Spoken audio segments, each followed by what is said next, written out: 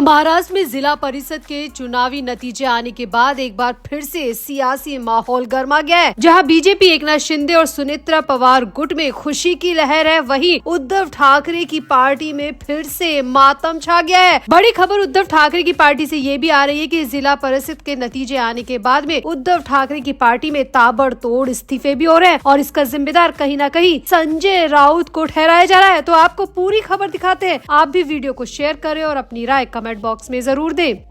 तो अजित पवार के निधन के बाद महाराष्ट्र के जिला परिषद चुनावों में राजनीतिक समीकरणों में अहम बदलाव देखने को मिला है। उनकी एनसीपी 12 जिला परिषद में दूसरी सबसे बड़ी पार्टी उभर कर सामने आई है। सहानुभूति की लहर के दम पर अजित पवार गुट की एनसीपी ने पूरे राज्य में 172 सीटें जीती है, जिससे विशेष रूप से पुणे जिले और पश्चिमी महाराष्ट्र के हिस्सों में पार्टी का बड़ा प्रभाव दिखा है। अब यहाँ पर इसे सहानुभूति की लहर कहा जाए या फिर सुनेत्रा पवार के आने के बाद बदले हुए राजनीतिक समीकरण कहा जाए, लेकिन जो भी है 12 जिला परिषद के चुनावी नतीजे तो यही कह रहे हैं कि अजित पवार के जाने के बाद सुनेत्रा पवार ने जैसे ही पार्टी की कमान थामी, वैसे ही उनकी पार्टी दूसरी सबसे बड़ी पार्टी बनकर उभरी है। वहीं भारतीय जनता पार्टी ने 12 जिला परिषद के चुनाव में 225 सीटें जीतकर शीर्ष स्थान हासिल किया है, जबकि एकनाथ शिंदे की शिवसेना को 162 सीटें मिली है और कांग्रेस को 55 सीटें। और यहाँ पर बात की जाए उद्धव ठाकरे की, तो उद्धव ठाकरे के हिस्से में सिर्फ 46 सीटें आई है और शरद पवार गुट को पूरे राज्य में सिर्फ 21 सीटें मिली है। यानी कि उद्धव ठाकरे की पार्टी और शरद पवार की पार्टी को सबसे ज्यादा नापसंद किया गया है और सबसे कम सीटें इन दोनों के ही हिस्से में आई है। अब शरद पवार की तो तबीयत खराब है, इसलिए शरद पवार गुट में ज्यादा हलचल देखने को नहीं मिल रही, क्योंकि शरद पवार खुद अस्पताल में एडमिट है और उनकी पार्टी के लोग इसी वजह से इन चुनावी नतीजों पर ज्यादा चर्चा करते नहीं दिख रहे हैं। लेकिन उद्धव ठाकरे की पार्टी में घमासान मच गया है। जी हाँ, उद्धव ठाकरे के घर मातोश्री से खबर आ रही है कि उद्धव ठाकरे की पार्टी में घमासान मचा हुआ है और ताबड़तोड़ इस्तीफों का दौर जारी हो चुका है। 12 जिला परिषद में से सिर्फ 46 सीटें मिलने के बाद उद्धव ठाकरे की पार्टी के कई नेताओं ने इस्तीफा दे दिया। इसके साथ ही जिला परिषदों से आए नेता, कार्यकर्ता और समर्थक भी इस्तीफा सौंप कर चलते बने हैं। खबर आ रही है कि नतीजे आने के बाद से उद्धव ठाकरे की पार्टी में 3000 से ज्यादा इस्तीफे हो चुके हैं और ये सभी इस्तीफे मातोश्री पहुंचा दिए गए हैं। और सबसे बड़ी बात ये है कि इस चुनावी हार के लिए एक बार फिर से संजय राउत की रणनीति को जिम्मेदार माना जा रहा है। खबर आ रही है कि संजय राउत की रणनीति यही थी कि अजित पवार के जाने के बाद में अजित पवार की मौत पर बवाल काटा जाए। अजित पवार की जिस तरह से मौत हुई और उसके बाद में सुनेत्रा पवार को डिप्टी सीएम बनाया गया, उसे टारगेट करना ही संजय राउत की रणनीति में शामिल था। लेकिन ये रणनीति संजय राउत को उल्टे हाथ पड़ गई, क्योंकि इस समय सहानुभूति का पूरा फायदा अजित पवार की पार्टी को ही मिला और उद्धव ठाकरे की पार्टी को लोगों ने नकार दिया, क्योंकि लोगों का साफ कहना है कि जब ऐसे मौके पर ये पार्टी अपना फायदा ढूंढ रही है, किसी के इस तरह निधन होने के बाद में ये पार्टी अगर अपना फायदा ढूंढ रही है तो इन्हें वोट देने का कोई फायदा नहीं है, क्योंकि ये मौत के बाद में राजनीतिक रोटियां सेक सकते हैं तो ये किसी का भला नहीं कर सकते। और इसी की वजह से जिला परिषद के चुनावी नतीजों में उद्धव ठाकरे को सिर्फ 46 सीटों पर संतोष करना पड़ा है। वहीं बीजेपी को 225 सीटें, अजित पवार की पार्टी को 172 सीटें और शिवसेना को 162 सीटें मिली है। यानी कि टॉप 3 पार्टी एक बार फिर से महायुति की ही पार्टी रही है। अब अगर पुणे की बात की जाए तो महाराष्ट्र में एनसीपी के प्रति मतदाताओं की सहानुभूति साफ साफ देखी गई। पुणे जिला परिषद की 73 सीटों में से अजित पवार की एनसीपी ने अकेले 51 सीटों पर कब्जा किया है, जबकि पिछली बार ये आंकड़ा सिर्फ 43 था। वहीं शरद पवार गुट को केवल 1 सीट से संतोष करना पड़ा है। बीजेपी के खाते में पुणे जिले में 10 सीटें आई हैं। पार्टी नेताओं ने चुनाव प्रचार के दौरान अजित दादा को श्रद्धांजलि देने की अपील की थी और उसने पुणे और सतारा जैसे गढ़ों में मतदाताओं को लामबंद करने में बड़ी भूमिका निभाई है। वहीं बात सतारा की करे तो सतारा में मुकाबला बेहद कड़ा रहा। यहाँ बीजेपी ने अपने नेताओं के नेतृत्व में 23 सीटें जीतकर बड़ी बढ़त बनाई है। शिंदे गुट को यहाँ पर 13 और अजित पवार की पार्टी को 21 सीट मिली है, जबकि कांग्रेस को यहाँ पर 14 सीटें मिली है। सोलापुर की बात की जाए तो सोलापुर में बीजेपी ने इतिहास रचते हुए पहली बार अपने दम पर जिला परिषद की सत्ता हासिल की है। यहाँ की 68 सीटों में से बीजेपी ने 38 पर जीत दर्ज की है। सांगली में शरद पवार के नेतृत्व वाली एनसीपी 18 सीटों के साथ सबसे बड़ी पार्टी बनकर उभरी है, जबकि बीजेपी को 16 सीटें मिली है। सांगली में महायुति और महाविकास अघाड़ी के बीच कांटे की टक्कर रही, जहां महायुति को 31 सीट और एमवीए को 30 सीटें हासिल हुई है। यहाँ पर आपको बता दें कि राज्य निर्वाचन आयोग के कार्यक्रम के मुताबिक महाराष्ट्र के 12 जिला परिषदों और 125 पंचायत समितियों के लिए चुनाव कराए गए थे। दिलचस्प बात यह है कि सत्ताधारी महायुति गठबंधन के सहयोग बीजेपी, शिंदे गुट की शिवसेना और अजित पवार की एनसीपी ने कुछ क्षेत्रों में साथ भी चुनाव लड़ा, जबकि अन्य जगहों पर एक दूसरे के खिलाफ भी मैदान में उतरे। पुणे और सतारा में ज्यादातर जगहों पर दोनों एनसीपी गुटों ने एक साथ चुनाव लड़ा। हालांकि पुणे में 7 सीटों पर दोनों गुट आमने सामने भी थे। तो कुल मिलाकर अजित पवार के जाने के बाद में सहानुभूति के पूरे वोटर्स अजित पवार के हिस्से में चले गए। वर्तमान में सुनेत्रा पवार की पार्टी दूसरी बड़ी पार्टी बनकर उभरी है, जबकि उद्धव ठाकरे के हाथ सिर्फ 46 सीटें हुई है और जिसके बाद उद्धव ठाकरे की पार्टी में काफी घमासान मचा हुआ है और इस्तीफों का दौर जारी है। तो आपको क्या लगता है कि वाकई में संजय राउत की रणनीति उद्धव ठाकरे के लिए एक बार फिर से मुसीबत पैदा कर गई? आपका क्या कहना है? आप भी अपनी राय कमेंट बॉक्स में जरूर दें और वीडियो को भी शेयर करें।